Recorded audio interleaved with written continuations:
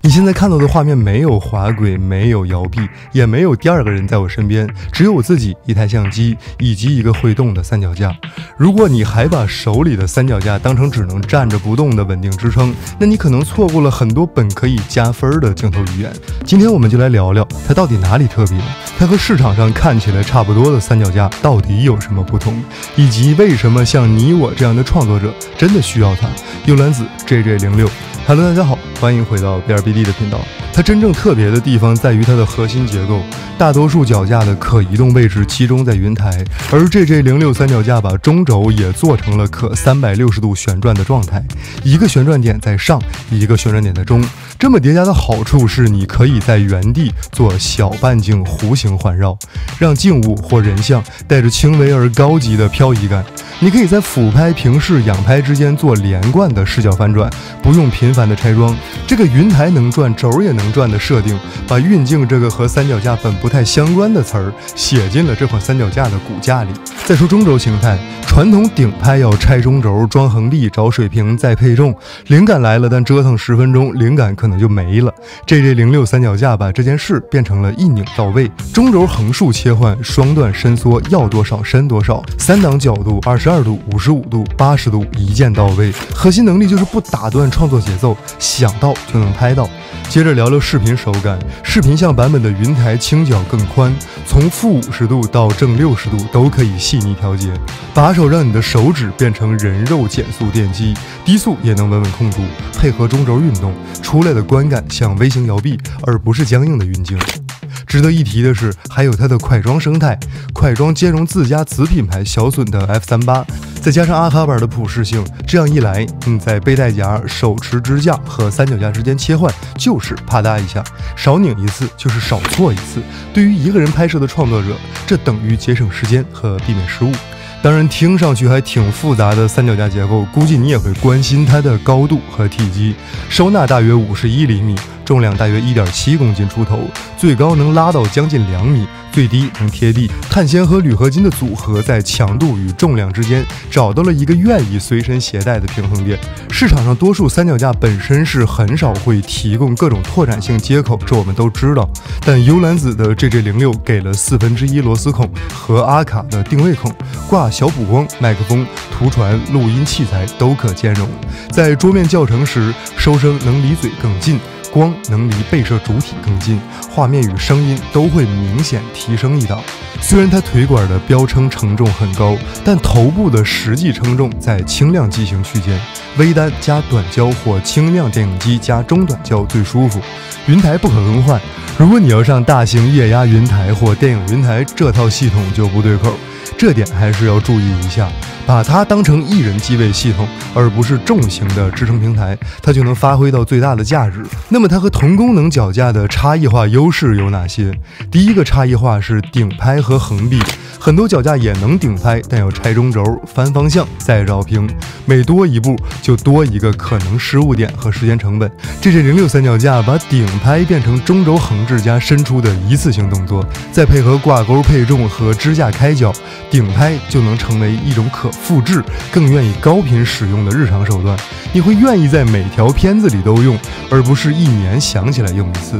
第二个差异是镜头运动，普通脚架运动通常只有转头，而这里头加轴的双旋转配合把手，你可以把微小但可控的曲线运动做漂亮。桌面逼肉、静物产品、人像半身，轻轻一转就有轻移的高级感。真正的区别在可控性和可重复性，这是画面语言一致性的来源。第三个差异是生态和切换。Yuka F38和阿卡打通后，回到背带夹继续走，拍摄节奏不会被器材打断，毕竟效率才是创作者的硬通货，尤其是在做日更或周更时，脚架在包里待机没有意义，能快速进入战斗位才是生产力工具。第四个差异是高度与重量的平衡，很多旅行脚架很轻，但动作做不了，能做动作的脚架背起来又想哭。JJ06 三脚架把能动拉到了旅行的轻量级。让你在户外也能做顶拍、弧线、俯仰翻转，不用把镜头语言的升级仅仅留在棚里。第5个差异是扩展位的实际价值。扩展位不只是孔位多，而是让补光灯和收声都能靠近主体，并摆在更合理的位置。你会惊讶于看起来很贵的这4个字有多容易达成。三脚架成为小型工作台，一个人也能拍像双机位那样顺手。第6个差异就是可预期的边界，它明确告诉你不要把它当成重型平台，所以当工具变得诚实，不过分宣传吹嘘，创作者便会做出更好的选择。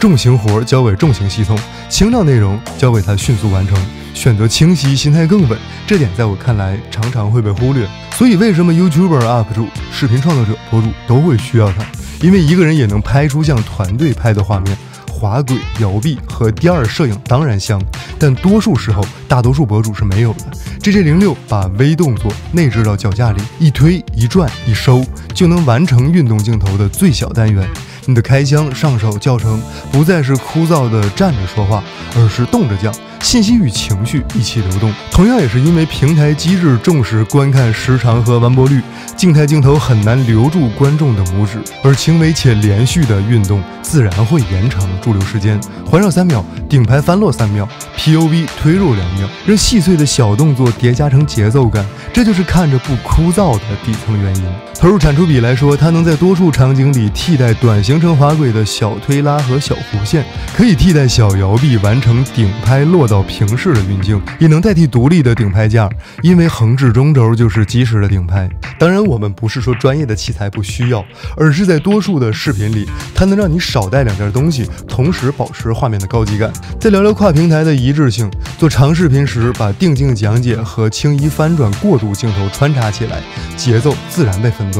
做抖音短视频 YouTube Short、IG Reels 或小红书时，桌面的小半径环绕加入 POV 推入就是情绪价值。做直播或者教学，把俯拍固定成教学位，把侧俯拍设为展示位，脚架自己就能搭出类似于双机位的效果。它也能在真实的应用场景里拔掉很多痛点。做顶拍的菜谱或者 DIY， 不用搭 C 型架或者半沙袋。做城市 Vlog 可以贴地仰拍，后腿切入半身人像，再拉高做十字路口的总览。做评测开箱可以环绕产品做 POV 拆装，顶拍配件摆放，叙事结构自带层次。做客户项目你也可以更从容，这比多带设备更打动人。既然你已经把视频看到了这里，那下面我们给出一些可以直接照抄的运镜方式。先是桌面 B-roll 的基建环绕，把中轴横置伸出一段，手指慢慢转动中轴一小格，云台反向微调，让主体稳在画面中心，适合开箱、静物和数码好物。接着是顶拍落到平视的翻涌过渡，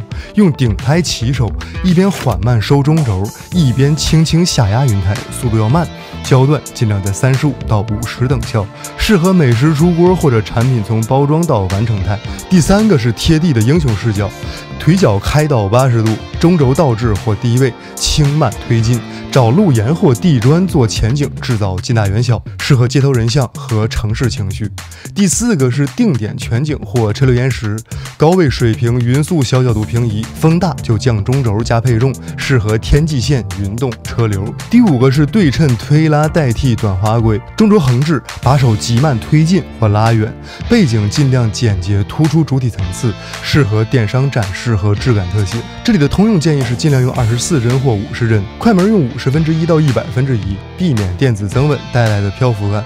关于实际设置与翻车清单，这里我也整理了一些，屏幕前的各位可以作为参考。顶拍或者横臂时，一定要让一条腿朝向横臂方向，这条腿就是主支撑，配重必备。快门不要过高，1/50或100%留住动感，避免机械感。顶拍焦段不要太极观，尽量是35到50的等效，因为广角顶拍容易造成边缘变形。光线先定边缘线，桌面用白卡或反光板，让阴影立体但不过黑。机身防抖和电子增稳能关则关，或者改成轻度，让微移动更自然。延时不要用手去按快门，用 App 遥控快门线或定时器，杜绝触震。风大就降高度到胸口或眼睛的位置即可，不要逞强去拉满。OK， 最后我们来说说它不适合谁。经常上超长焦加大笼子或重配件的重载组合用户不适合。必须更换特定云台的用户也不适合，专职棚拍、器材车随行、重型支撑系统完备的团队也不适合，因为这些场景用更专业、更重的系统效率会更高。GG06三脚架的优势在灵活、快速、单人可控，所以在我看来，这款三脚架不仅仅是把相机支撑起来的三脚架，而是把镜头动起来的工具。尤其是在这款三脚架发布后，游览子又补充了一个配件，就是这个托盘，它可以让你在手边没有桌子时，或者想实现完全360度旋转时，起到一个至关重要的作用。各位可以试试。当然，GG06可以让一个人拍摄染上了团队拍的痕迹，轻微的环绕、稳定的旋转、自然的推拉，这些看起来不夸张，但能稳稳的把关注留住的画面，你真的可以实现了。或许你不会在每条片子里都把它玩到极限，但你会在每条片子里都会多一些会动的镜头。当你的镜头开始动起来，频道的气质也就跟着上去了。OK， 以上就是本期视频的全部内容。依旧，如果你有什么不懂、不会或者更有趣的玩法，欢迎评论区留言。我们下期见。